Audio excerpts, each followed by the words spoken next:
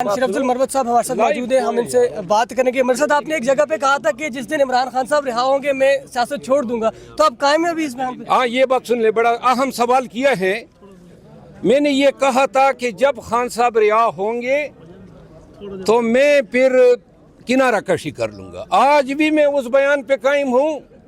जो लोग मुझ पे इल्जाम तराशियां करते हैं वो भी सुन लें। जिस दिन खान बाहर आएगा, न मैं आपको किसी चैनल पे नजर आऊंगा, न मैं कहीं पर किसी भी कार्रवाई में हिस्सा लूंगा।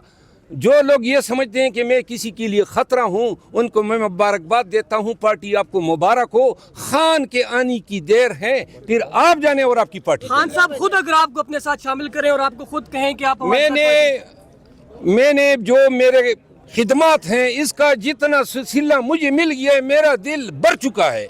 मैं अब खान की रिहाई तक का मुंतजिर हूँ। इसके बाद मैं किनारा कश हूँगा। मुझे ये अलबत्ता खान साहब का हुक्म हमेशा सर आंखों पे, लेकिन मेरे दिल में अब इतना जोर नहीं है कि फिर ऐसे लोगों के साथ मैं रहूं जो लोग, यानी आप देखें ना, नून वाले और पीपल पार्टी वालों ने इतना मुझे नहीं कहना चाहिए जितना अपने लगे होते हैं।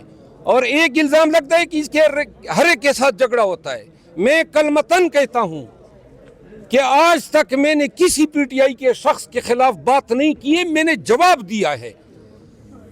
हमला वो करते हैं, मैं जवाब देता हूं, और जवाब जो है ऐसी हालत में हम अपने बाप को भी देते हैं। अच्छा मरवत साहब, आखिरी सवाल है, लोगों को क्या इस बात से खतरा है कि आप खुलकर बात करते हैं, आप खान से ज्यादा करीब हो जाएंगे, तब आपके खिलाफ इस तरह भाई खान अल्लाह इनको करीब कर लें, चूमा छाटी कर लें। खुदा हाफिज।